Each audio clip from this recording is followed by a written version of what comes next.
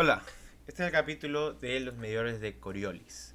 Los caudalímetros de Coriolis son las tecnologías de medición de caudal más sofisticadas, y eso entra desde su principio de funcionamiento, que es a través de medir las fuerzas de Coriolis.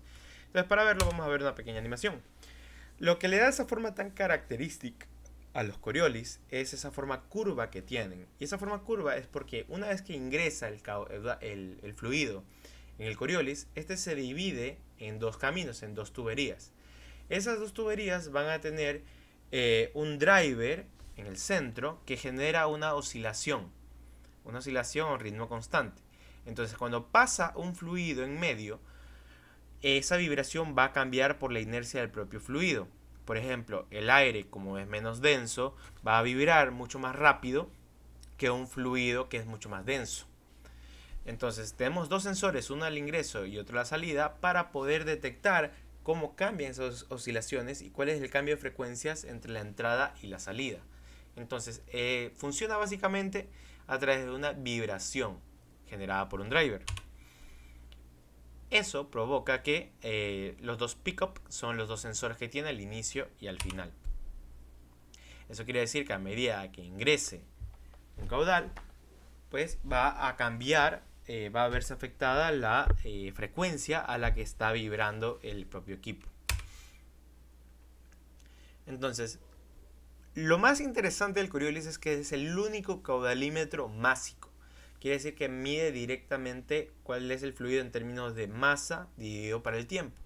Esto se consigue porque como tiene un receptor al ingreso y al final, vamos a poder medir la frecuencia en la que están vibrando y más que nada vamos a poder medir cuánto es el desfase que hay en estas frecuencias a la entrada y a la salida.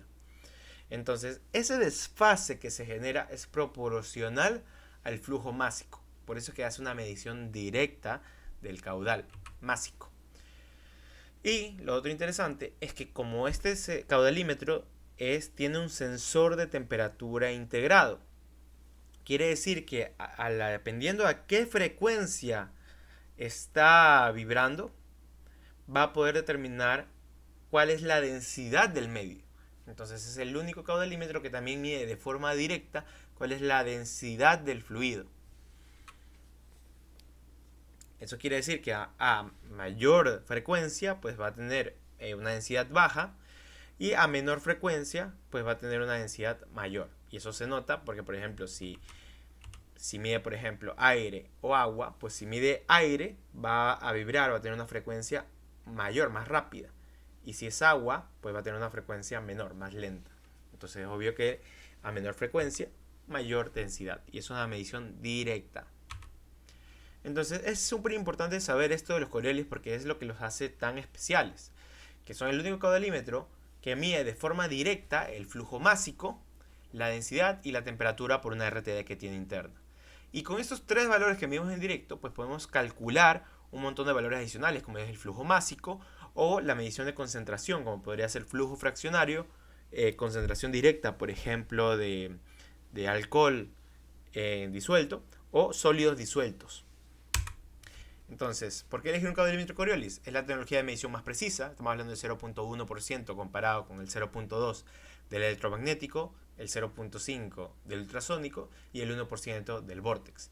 Puedes medir todo, puedes medir cualquier tipo de fluido, tanto gases, líquidos como mezclas.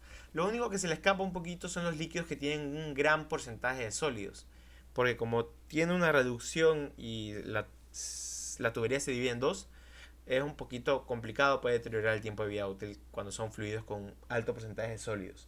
Para eso es recomendable más bien un electromagnético. Pero de ahí es un equipo multiparamétrico porque podemos medir todo esto con un mismo equipo. Tanto el flujo másico como masa totalizada, densidad, las temperaturas medias, temperatura del marco, los grados Brix. Este se usa mucho, por ejemplo, para ver la cantidad de azúcar disuelto en agua. Flujo volumétrico, volumen totalizado, corregido, flujo fraccional, concentración y fracción total. Entonces vamos a ver un poquito qué tenemos en la oferta. Lo que vamos a tener para elegir un Coriolis va a ser 4 sensores y 2 transmisores. Entonces, dependiendo de cuál sea el caudal y las condiciones de proceso, vamos a elegir un sensor, y dependiendo de qué prestaciones necesitamos en funciones de software o funciones adicionales o precisión, vamos a elegir entre el transmisor básico, que es el FCT020, o el transmisor avanzado, que es el FCT040. Y una combinación, cualquiera de la combinación de estos 4 sensores con los 2 transmisores, pues van a generar un sistema de medición, que son los que están en la derecha. Entonces vamos a ver cuáles son los tamaños que tenemos que elegir de sensor dependiendo de los caudales que vayamos a manejar. Esta tabla que ven aquí es súper importante para poder definir cuál es el tamaño recomendado del sensor de Coriolis. Tengan en cuenta que como todo el cuerpo del sensor es parte del principio de medición, a medida que va aumentando el tamaño del sensor, va aumentando exponencialmente el costo. Y dependiendo de qué caudal másico se vaya a trabajar, tal vez no siempre es necesario que el tamaño del sensor coincida con el tamaño de la tubería. Con el Coriolis y el Vortex podemos hacer algo muy especial, y es que el propio equipo ya tenga una reducción integrada.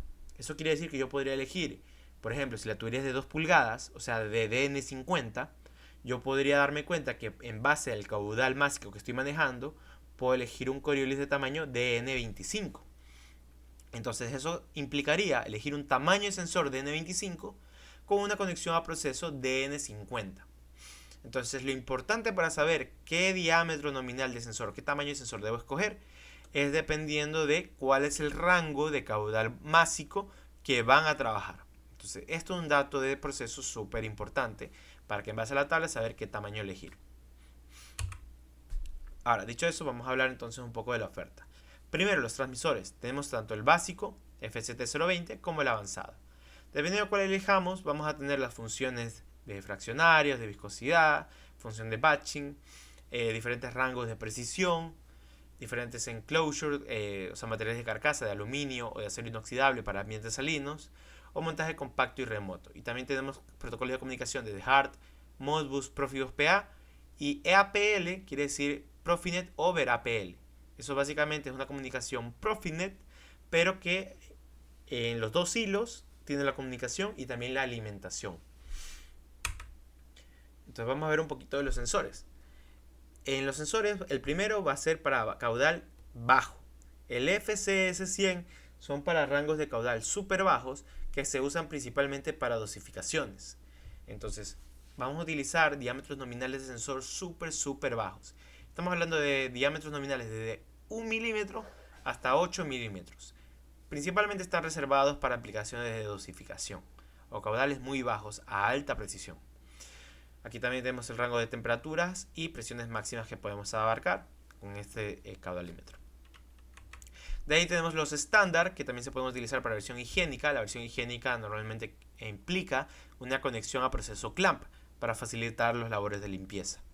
Estos son diámetros ya normales de DN10 hasta DN80. Entonces todos los diámetros que ven aquí son los disponibles. Son para caudales estándar y por lo general la oferta de los Coriolis siempre va a caer aquí. El tercero es el caudalímetro, que es muy similar al estándar, comparte también algunos diámetros con los de caudal bajo, pero la principal característica de los FCS600 es que son caudalímetros dedicados para temperaturas y presiones extremas.